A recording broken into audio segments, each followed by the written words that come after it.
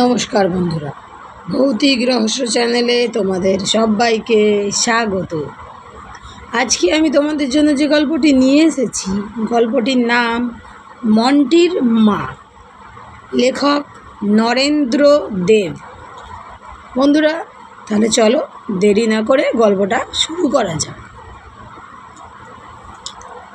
মন্টির বয়স যখন 4-5 বছর, সেই সময় মন্টির মা মারা গেলেন। মাকে হারিয়ে মন্টি বড়ই কাতর হয়ে পড়ল। তাকে সবাই বোঝাতে লাগলো যে তার মা মামার বাড়ি বেড়াতে গেছে, শীঘ্রই ফিরে আসবে। কিন্তু মন্টি কারুর কথাই শোনে না, কেবলই মার জন্য কাঁদে। কেবলই বলে, মার কাছে যাব, মা কোথা গেল, আমার মাকে এনে দাও। মন্টির বাবা মন্টিকে নিয়ে বড়ই বিব্রত হয়ে পড়লেন। সমস্ত দিন তার আর কোনো কাজকর্ম নেই, কেবল ছেলেকে নিয়ে থাকতে হয়। রোজ বিকেলে তাকে নিয়ে বেড়াতে যেতে হয়। কোনো দিন বায়োস্কোপ দেখাতে নিয়ে যান, কোনো দিন গড়ের মাঠে ফুটবল খেলা দেখাতে নিয়ে যান, কোনো দিন আলিপুরের চিড়িয়াখানা দেখাতে নিয়ে যান, কোনো দিন বা মিউজিয়াম ঘুরিয়ে নিয়ে আসেন। এমনি করে দিনগুলো একে একে কাটতে লাগলো বটে, কিন্তু রাত্রি আর কাটতে চায় না। রাতে বাপের কোলের কাছটিতে ঘেঁষে শুয়ে বাপের গলা জড়িয়ে ধরে মন্টি যতক্ষণ না ঘুমোবে ততক্ষণ কেবলই তার মায়ের কথা কয়। হ্যাঁ বাবা, মা কবে মামার বাড়ি থেকে আসবে? চলো না বাবা, তুমি আমি দুজনে মামার বাড়িতে গিয়ে মাকে নিয়ে আসি। মার জন্যে যে আমার বড় মন কেমন করছে। এমনি করে প্রতিদিন মন্টি যখন তার মার কথা তার বাবাকে ব্যতিব্যস্ত করে তুলত, মন্টির মার জন্যে মন্টির বাবারও প্রাণটা কেঁদে উঠত। চুপি চুপি পাশ ফিরে কোচার কাপড়ে চোখের জল মুছে ফেলে মন্টির বাবা বলতেন, তুমি এখন ঘুমো, কাল তোমাতে আমাতে গিয়ে তাকে ধরে নিয়ে আসবো। এমনি করে আর কদিন চলে। মন্টি ক্রমেই মার জন্য হেদিয়ে উঠতে লাগলো। কিছু খেতে চায় না, কোথাও যেতে চায় না, খেলাধুলো করাও ছেড়ে দিল। দিন রাত মুখ শুকিয়ে বেড়ায়, আর তেমন করে হাসে না। দিন দিন সে রোগা হয়ে যেতে লাগলো। মন্টির অবস্থা দেখে তার বাবার বড় ভাবনা হলো। তাই তো, ছেলেটার জন্য কি করা যায়। শেষে তিনি একদিন চিঠি লিখে লোক পাঠিয়ে দিয়ে মন্টির এক মাসিমাকে নিয়ে এলেন। মন্টির মাসিমা এসে আদর যত্নে মন্টিকে অনেকটা ঠান্ডা করে ফেলে। মাসিমাকে পেয়ে মন্টি আস্তে আস্তে তার মার কথা ভুলে যেতে লাগলো। ক্রমে মাসিমাই মন্টির কাছে সর্বস্ব হয়ে উঠল। যেসব স্নেহের দাবি দেওয়া অত্যাচার সে তার মার উপর করত, তার সেই সব আবদার এখন মাসিমাকেই শুনতে হয়। মন্টির বাবা যখন দেখলেন যে ছেলে তার মাসিমাকে পেয়ে মায়ের অভাব তো ভুলেইছে, এমনকি বাপকেও শুধু আর চায় না, তখন তিনি আবার নিজের কাজকর্মে মন দিলেন। এমনি করে আরও 3-4 মাস কেটে গেল। কিন্তু মাসি তো তার বাড়ি ছেড়ে চিরকাল মন্টিদের ওখানে থাকতে পারবেন না, তাকে এইবার চলে যেতে হবে। তিনি মন্টির বাবাকে ডেকে বললেন, দেখো, আমার তো আর থাকবার সময় নেই, অনেক দিন হলো এসেছি, এইবার আমায় ফিরতেই হবে। কিন্তু মন্টির সম্বন্ধে কি করা যায় বলো তো? ও তো আমায় এক দণ্ড ছাড়তে চায় না, তা আমি কি ওকে সঙ্গে করে নিয়ে যাব? মন্টির বাবা বললেন, তাহলে আমি আর এ বাড়িতে এক দণ্ড থাকতে পারবো না। মন্টি চলে গেলে আমি বাঁচবো কী করে? মন্টির মাসি হেসে বললেন, তাহলে ছেলেকে একটি তার মনের মতন মা এনে দাও, তাহলেই সে বেশ থাকবে। মন্টির বাবা বললেন, সে এখন আমি কোথা থেকে পাবো? তার চেয়ে মন্টির দিদিমাকে দেশ থেকে আনতে পাঠাই না কেন? তিনি তো এক লাঠি সেই পাড়াগাঁয়ের মধ্যে পড়ে আছে। তাকে নিয়ে আসি, এখানে থাকবেন আর তার নাতিকে দেখবেন, শুনবেন। মন্টির মাসি ঘাড় নেড়ে বললেন, তিনি আর এ বাড়িতে ঢুকবেন না। যে বাড়িতে তার মেয়ে মারা গেছে সে বাড়ি তিনি আর মারাবেন না। তাছাড়া দেশের বাড়িতে তার আর কেউ নেই যে সন্ধ্যের সময় তুলসী তলায় একটা প্রদীপ জ্বেলে দেবে। তিনি সে ভিটে ছেড়ে আর কোথাও নড়বেন না। মন্টির বাবা বললেন, তবেই তো মুশকিল, তাহলে এখন উপায় কি?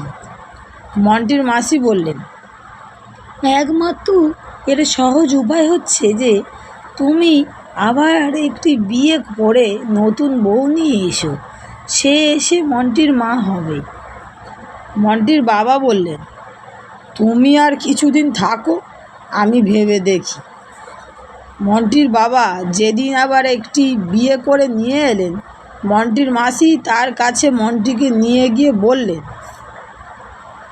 বউ, এই তোমার ছেলে, একে মানুষ করবার ভার এখন তোমাকেই নিতে হবে। মন্টিকে বললেন, মন্টি, এই তোমার নতুন মা, খুব লক্ষ্মী ছেলের মতন এর কাছে থাকবে। ইনি তোমায় খুব আদর যত্ন করবেন, খুব ভালোবাসবেন। মন্টি তার নতুন মার মুখের দিকে অনেকক্ষণ ফ্যাল ফ্যাল করে চেয়ে রইল। নতুন মা হেসে হাত নেড়ে তাকে কাছে ডাকলেন। মন্টির এই নতুন মাটিকে বেশ পছন্দ হলো। সে ছুটে গিয়ে একবারে তার গলা জড়িয়ে ধরে জিজ্ঞাসা করলে, তুমি আমার মা, নতুন মা? তাকে বুকে জড়িয়ে ধরে চুমু খেয়ে বললেন, হ্যাঁ। মন্টির মাসি এদের দুজনের এই সদ্ভাব দেখে বেশ খুশি হয়ে নিজের বাড়ি ফিরে গেলেন। কিন্তু কিছুদিন যেতে না যেতেই মন্টির নতুন মা মন্টিকে বড় অযত্ন করতে আরম্ভ করলেন। মন্টি একটু কিছু দুষ্টুমি করলেই তিনি মন্টিকে ধরে খুব মারধর করতেন। মন্টির বাবা কাজকর্ম থেকে ফিরে এলেই মন্টি তার কাছে গিয়ে কাঁদতে কাঁদতে বলে দিত। মন্টির বাবা প্রথম মন্টির দিকে হয়ে তার নতুন মাকে খুব বকতেন এবং মারধর করতে বারণ করতেন। এতে কিন্তু আরও উল্টো ফল হতো। মন্টির বাবা বাড়ি থেকে বেরিয়ে গেলেই মন্টির নতুন মা তাকে আরও বেশি করে শাসন করত। পেট ভরে তাকে খেতে দিত না, কথায় কথায় উঠতে বসতে দাঁত খিঁচুতেন, খুব মেরে ধরে ঘরের ভিতর সমস্ত দিন চাবি বন্ধ করে রেখে দিতেন। মন্টি বেচারি কেঁদে কেঁদে ঘুমিয়ে পড়ত। একদিন সে ঘুমোতে ঘুমোতে স্বপ্ন দেখল যে তার পুরনো মা যেন এসে তাকে বলছেন, মন্টি, আয়, আমার সঙ্গে তোর মামার বাড়ি গিয়ে থাকবি, এখানে আর থাকিস নি। মন্টি ঘুম ভেঙে উঠে তাড়াতাড়ি মা মা বলে ডেকে ঘর থেকে বেরুতে গিয়ে দেখলে ঘরের দোর বাইরে থেকে বন্ধ করা রয়েছে। সে তখন ভয়ানক চেঁচামেচি করতে লাগলো, দরজায় লাথি মারতে লাগলো। তার নতুন মা তার এই কাণ্ড দেখে ভয়ানক রেগে এসে দরজা খুলে তাকে টেনে বার করে মারতে মারতে বাড়ি থেকে তাড়িয়ে দিলেন। মন্টি বাড়ির সদর দরজার কাছে দাঁড়িয়ে কাঁদতে লাগলো। দেখে তিনি সদর বন্ধ করে দিয়ে উপরে চলে গেলেন। মন্টি দোরের ধারে চৌকাঠের ওপর আছড়ে পড়ে কাঁদতে লাগলো, ও মা, দোর খুলে দাও, তোমার দুটি পায়ে পড়ি, আর আমি দুষ্ট তুমি করবো না। কিন্তু কেউ তাকে দরজা খুলে দিল না। তখন ঠিক দুপুরবেলা, রাস্তার লোকজন কেউ চলছিল না। বেচারি একলাটি সেইখানে পড়ে কাঁদতে কাঁদতে রাস্তার ধারেই ঘুমিয়ে পড়ল। মন্টির যখন ঘুম ভেঙে গেল, সে জেগে উঠে দেখল যে তার সেই পুরনো মায়ের কোলে সে শুয়ে রয়েছে। আহ্লাদে গদগদ হয়ে সে তার মার গলা জড়িয়ে বললে, মা, তুমি এসেছো? এতদিন কোথায় ছিলে? তুমি আমার লক্ষ্মী মা। নতুন মা বড় দুষ্টু, আমি তোমার কাছে থাকবো। মন্টির মা বললেন, সেই জন্যেই তো তোমাকে আজ নিতে এসেছি। চলো, তুমি আমার সঙ্গে চলো। মন্টি আনন্দে নাচতে নাচতে তার মার হাত ধরে এগিয়ে চলল। মার সঙ্গে গিয়ে মন্টি ট্রামে উঠল। ট্রাম হ্যারিসন রোড দিয়ে বরাবর হাওড়ার দিকে চলল। হাওড়ার পোলের সামনে ট্রাম থেকে নেমে এসে তার হাত ধরে হাওড়ার পোল পার হয়ে গেল। মন্টি এর আগে কখনো হাওড়ার পোল দেখেনি। পায়ের নিচে গঙ্গার অগাধ জল, তার উপর এই প্রকাণ্ড পোল ভাসছে। পোলের উপর দিয়ে যেতে যেতে মন্টির খুব আহ্লাদ হচ্ছিল, আবার ভয়ও হতে লাগলো। যদি পা ফসকে জলে পড়ে যায় তাহলে নিশ্চয়ই ডুবে যাবে। সে মার খুব কাছে ঘেঁষে তাকে কত কথা জিজ্ঞাসা করতে করতে চলল। পোল পার হয়ে তারা হাওড়া স্টেশনে এসে রেলগাড়ি চড়ল। রেলগাড়ি চড়ে মন্টির কি ফুর্তি! রেলে চলতে চলতে রাত্রি হয়ে গেল। মন্টির মা মন্টিকে কত কী খাবার দাবার কিনে খাওয়ালেন। খেয়ে দিয়ে সে মার কোলটিতে মাথা রেখে শুয়ে গল্প শুনতে শুনতে ঘুমিয়ে পড়ল। ভোর রাত্রে যখন মন্টির ঘুম ভাঙল, মায়ে পয়ে তারা গরুর গাড়ি করে সুখপুর গ্রামের পথ দিয়ে চলেছে। মন্টি জিজ্ঞাসা করলে, মা, আমরা কোথায় যাচ্ছি? তার মা বললে, তোমার মামার বাড়িতে। এ জায়গাটার নাম সুখপুর। তোমাকে আমি তোমার দিদিমার কাছে নিয়ে যাচ্ছি। মন্টির এ কথা শুনে ভারী আনন্দ হলো। অনেক দিন সে দিদিমাকে দেখেনি। দিদিমা তাকে কত আদর যত্ন করবেন, কত ভালোবাসবেন। সুখপুরে সে নিশ্চয় সুখে থাকবে। সকালবেলা সূর্য ওঠবার আগেই তাদের গরুর গাড়ি একখানি সুন্দর পরিষ্কার কুটিরের সামনে এসে দাঁড়ালো। মন্টির মা মন্টির হাত ধরে তাকে গাড়ি থেকে নামিয়ে গরুর গাড়ির গাড়োয়ানকে ভাড়া দিয়ে তাকে বিদেয় করে দিলেন। তারপর মন্টিকে সেই কুটিরের বন্ধ দ্বারের কাছে ছেড়ে দিয়ে বললেন, তোর দিদিমাকে ডাক, দরজা খুলে দেবেন। আমি ততক্ষণ ওই পুকুর ঘাটে গিয়ে মুখ হাত পা ধুয়ে আসি। খোকার ডাকে তার দিদিমা এসে দরজা খুলে দিয়ে খোকাকে দেখে অবাক। এ কি মন্টি, তুই এমন সময় একলাটি এখানে কার সঙ্গে এলি? মন্টি বলল, কেন, আমি তো মার সঙ্গে এলুম। মন্টির কথা শুনে দিদিমা চমকে উঠল। সে কি খোকা, এ কি বলছে? তার মা যে আজ 1 বৎসর হতে চলল মারা গেছে, তবে ও কার সঙ্গে এলো? বোধ হয় ওর বাবা আবার বিয়ে করেছে, সেই বউয়ের সঙ্গেই এসেছে। তিনি মন্টিকে কোলে তুলে নিয়ে আদর করে বললেন, ও তাই বলছি, তোর নতুন মার সঙ্গে এসেছিস? কই, সে মেয়ে কোথা গেল? মন্টি সজোরে ঘাড় নেড়ে বললে, না গো না, নতুন মা নয় দিদিমা, আমার মা। আমার নতুন মা বড় দুষ্টু, সে আমাকে আসতে দিত না। আমার পুরনো মা আমাকে নিয়ে এসেছে।